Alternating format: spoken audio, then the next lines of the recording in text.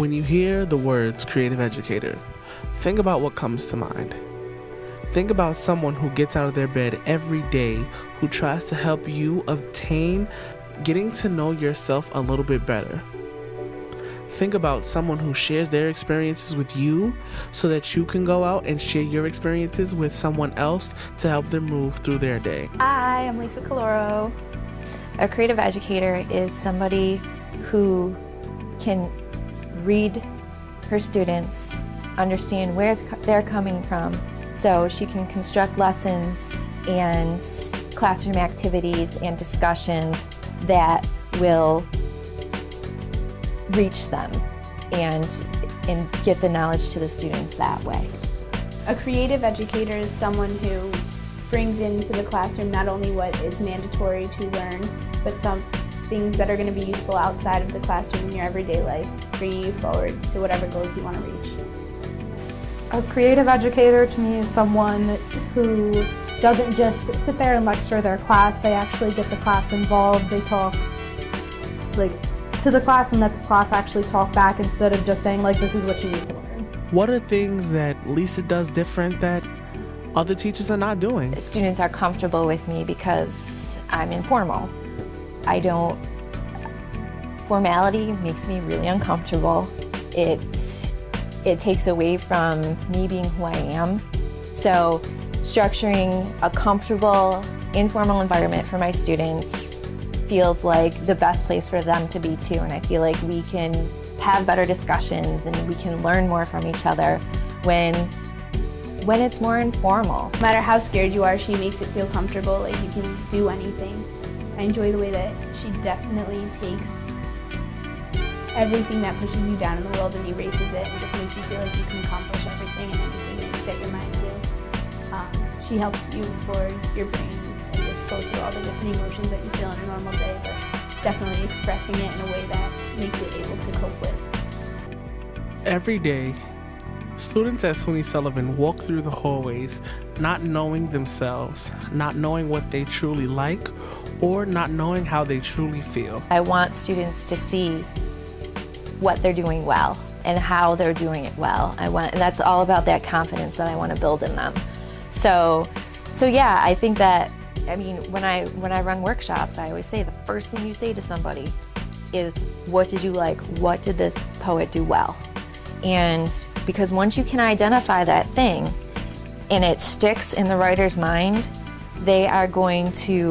it's going to build their confidence, and then they can look at the things that they maybe aren't so good at, and they can focus in on those things, and then they'll start to get better at that. Expressing how you feel in so many ways is something that I think everyone should take her class just to learn how to do. It makes life easier. It's a great thing. As you can see, Lisa's goal in life is to make sure that her students are well put together with knowing themselves. And I want them to want to change the world. I want to spark that desire. I want them to get passionate. I want them to be fired up.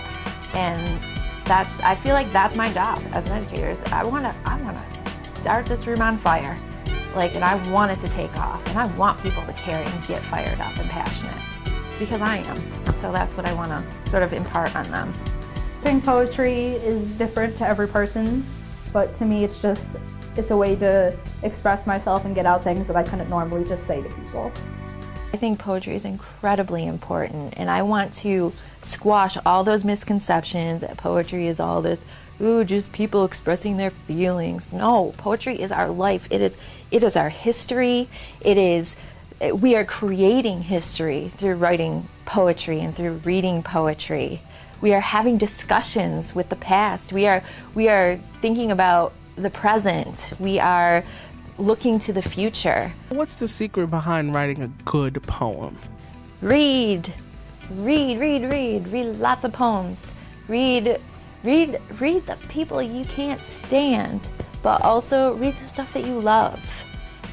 Read the contemporary stuff, but then make it a point to go back and read earlier works by the greats. It's super important to see where poetry has come from. It's super important to see where it is right now. The first poet I read was Edgar Allan Poe, which is usually the first poet most people read. And I love The Raven, of course, which is funny because my 7-year-old daughter asked me to read that to her a couple weeks ago, and I was super excited.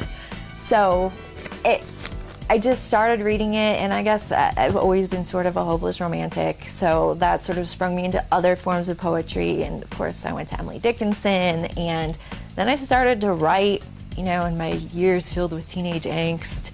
I started writing my crappy love poems, and then from there I decided it's something I really wanted to study and get to know and understand, and I really wanted to learn the craft. So from there I just started writing and reading and taking classes and doing everything I could to understand poetry, and I love it. It's besides teaching, it's the two things, poetry and teaching. Those are the two reasons I get up in the morning. It's what I love. It's clearly apparent that poetry is not just writing something that rhymes. Poetry is something that you take and you turn it into your baby. Even though my approach to teaching is different than most,